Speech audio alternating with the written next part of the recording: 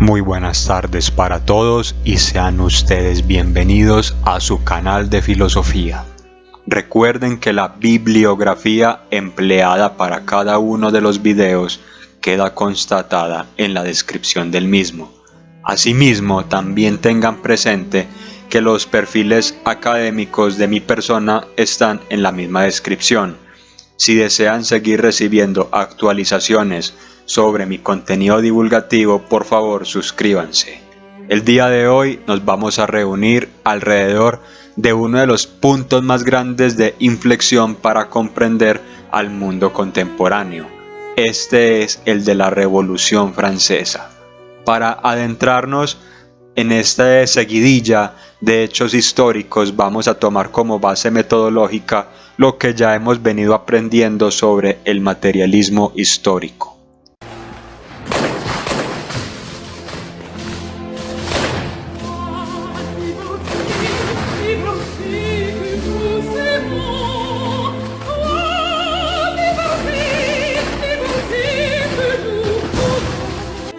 Tanto la Gran Revolución Inglesa del siglo XVII, así como la Revolución Francesa del siglo XVIII, fueron el pináculo de largos procesos socioeconómicos que pontificaron a la clase burguesa como el agente histórico con más relevancia a la hora de dictaminar los cambios y transiciones en la manera de ver, comprender y practicar los ejercicios políticos y simbolizar al mundo en el ámbito cultural. Guizot aseguró que en el siglo de las luces, poco a poco esta capa poblacional fue desplazando a los privilegios feudales de la aristocracia y conformando un cimiento ideológico cuyo epítome no se desplegaría sino hasta 1789. Para mediados del siglo XVIII, el poder aristocrático aún tenía mucha raigambre al interior de la estructura social y tenía bastante preeminencia material y representacional. Aquellos que poseían la tierra también poseían los derechos de los jornaleros que trabajaban en esta. No obstante, a través del tiempo, la propiedad privada fue ganando fuerza y con ello la clase burguesa. Había pues dos sistemas socioeconómicos que poco a poco se enfrentaron. Durante la evolución de los procesos sociales, la riqueza individual ganó protagonismo. Una parte importante de los sectores aristocráticos ya no veían con desdén a la empresa capitalista, tanto en su dimensión agrícola como industrial.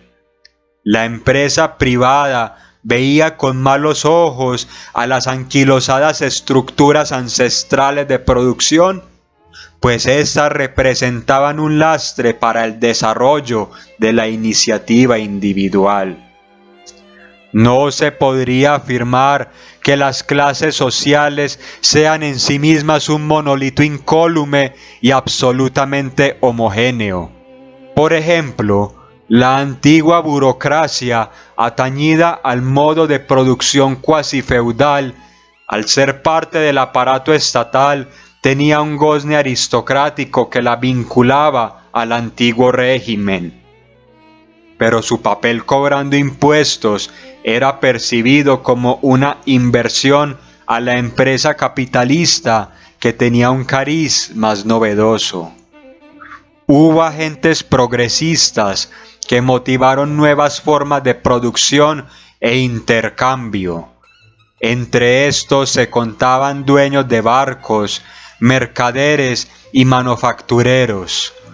Estos personajes se sentían cada vez más ahogados por la estructura semifeudal basada en privilegios y prerrogativas a los poseedores de la tierra.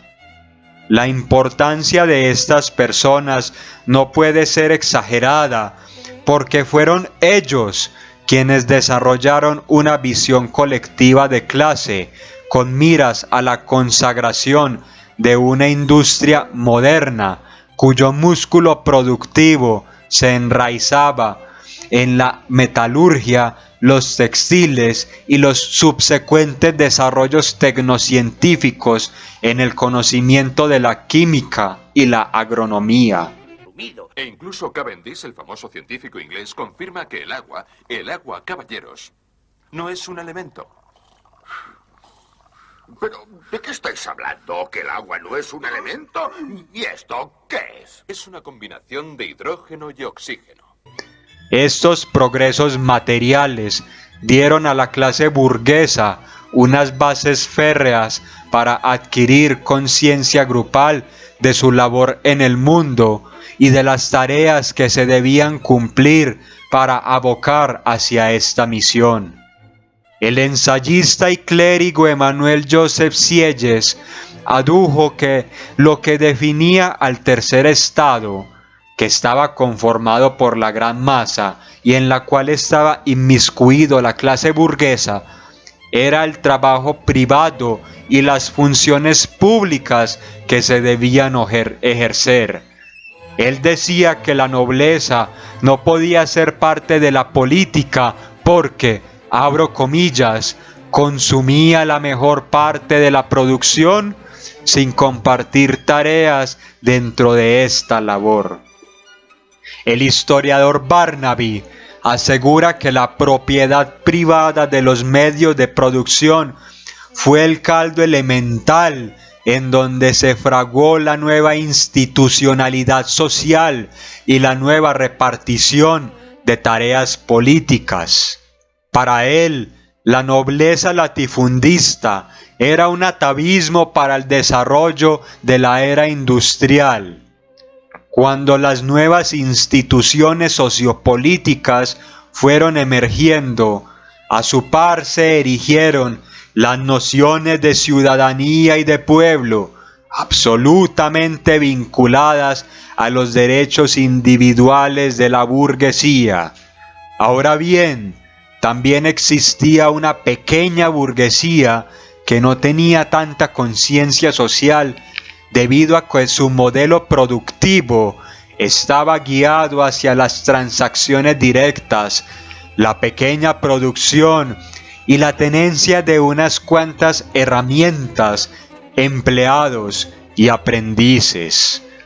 La situación de los jornaleros y de los proletarios era similar. Existía un irrisorio desarrollo tecnológico, poca especialización, y los ambientes de trabajo consistían en pequeños talleres. Por ende, la conciencia de clase y de unidad no era tan clara ni tan evidente. En las grandes ciudades francesas aún no existían distritos obreros ni una concentración demográfica urbana tan considerable. Por tanto, muchos proletarios aún podían llegar a confundirse con el mismo campesinado. En este orden de ideas, quienes tenían una consigna política clara y precisa era la clase burguesa, porque claramente detentaban el poder económico. Ahora bien, no solamente la producción industrial fue producto de mutaciones y cambios, sino que las nuevas dinámicas capitalistas suscitaron nuevos antagonismos en las zonas rurales francesas. El nacimiento de la escuela fisiócrata y la inversión fuerte de capitales en el campo, que fue un movimiento característico de esta época, se tradujeron en la aplicación de métodos científicos para el desarrollo de una agricultura a gran escala. Entraron pues en escena los grandes granjeros capitalistas, cuya producción masiva transformó al comercio e intercambio de bienes agropecuarios de una vez y por todas. Los antagonismos de clase fueron reforzados por un campesinado proletarizado que no detentaba ninguna suerte de propiedad privada y precisaba de vender su mano de obra en ciertas épocas del año. Durante varias centurias, la Francia medieval tenía un régimen señorial unificado desde el cual partían ciertos derechos comunitarios. Entre estos podemos nombrar la propiedad colectiva y el trabajo en tierras comunes, la restricción a la propiedad privada, la prohibición de la rotación compulsiva de cultivos, los derechos basados en la costumbre, así como los pastos y bosques comunes, entre otros. Todos estos factores brindaban cierta cohesión al campo francés hasta mediados del siglo XVIII. La disolución de estos derechos comunitarios fue abriendo paso para un segmento poblacional de pequeños propietarios que en poco tiempo se hicieron bastante prósperos. En consonancia con ello, no es simplemente sorprendente anticipar que esta masa campesina con características capitalistas fuese en detrimento tanto de los privilegios medievales así como de las prebendas colectivas. La causa esencial de la Revolución Francesa fue que el poder de la clase burguesa arribó a una mayoría de edad y necesitaba refrendarse en el reino de lo jurídico y todo su entramado legal. No obstante, sin la participación del campesinado y los sans-culottes, que eran jornaleros, artesanos, y de hecho su nombre etimológicamente significa sin pantaloncillos, puesto que esta prenda de vestir era común entre la burguesía y la aristocracia, la burguesía nunca se hubiese podido hacer del poder. Desde el año de 1789, con el concurso del Marqués de Lafayette, quien fuese un héroe de la Revolución estadounidense y amigo cercano de Washington, Jefferson y Hamilton, se procuraron algunas reformas en aras de mantener ciertos privilegios aristocráticos armonizados con los nuevos intereses de la clase burguesa. La bandera política de la burguesía era la de propugnar por el mandato de los hombres notables, es decir, sinónimo de personas adineradas. El 10 de agosto de 1792, la monarquía, que era el pilar del modo de producción feudal, cayó a manos de los sans-culottes y de los jacobinos, que representaban una facción de la clase media burguesa. Los girondinos, que eran una clase adinerada de las costas francesas, fueron concebidos por la pequeña burguesía y las clases populares como un obstáculo para la revolución, ya que estos comerciantes oriundos de Girona abogaban por una monarquía parlamentaria y por un reformismo liberal sumamente tibio. Entre 1793 y 1794, la burguesía se dio cuenta de que necesitaba disciplinar y poner a su favor el fervor popular y la rabia digna de las clases históricamente subyugadas. Existía por una parte una burguesía media, la llamada jacobina, encarnada en personajes como Robespierre, en donde existían abogados, personas de las profesiones liberales e intelectuales. Por otro lado estaba una alta burguesía que hallaba en este conjunto de personas un puente entre el incipiente proletariado, el campesinado y los intereses de la instauración de un nuevo orden político.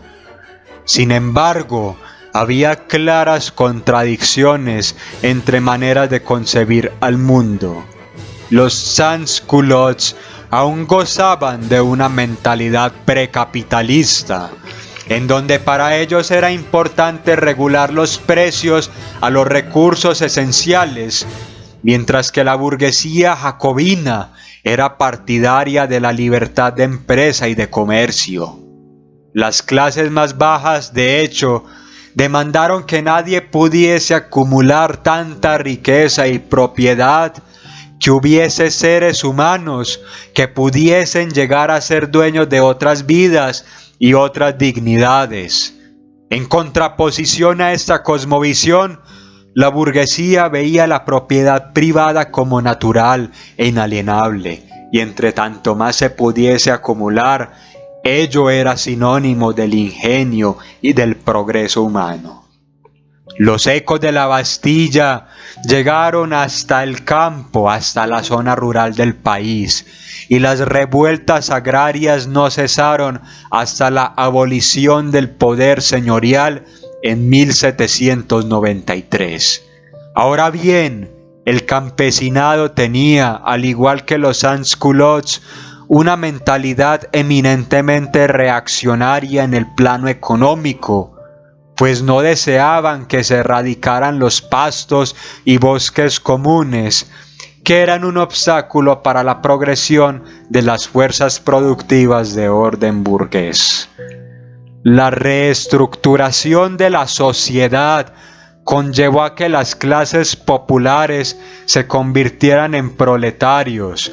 Los pequeños artesanos se vieron en la necesidad de cerrar sus talleres gracias al acrecentamiento del capital y a la inversión en maquinaria, sometiéndoles al régimen de salarios y al desempleo que prontamente causó problemas crecientes en el casco urbano.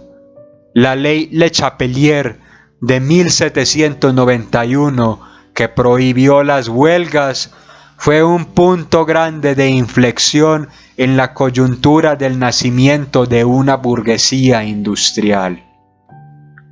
Los campesinos se vieron beneficiados después de la salida del poder de la antigua aristocracia, y a un ritmo lento pero sostenido se iniciaron las reformas agrarias necesarias para la intromisión de un modelo productivo moderno y capitalista.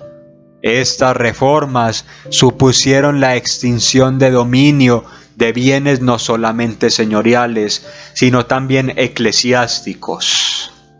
La culminación del proceso revolucionario se dio con Napoleón en 1799, y aquí empezó otro episodio de la historia francesa con su inminente expansión imperial. Recuerda que si te ha gustado el video, dale like y suscríbete. Hasta pronto y ten un buen día.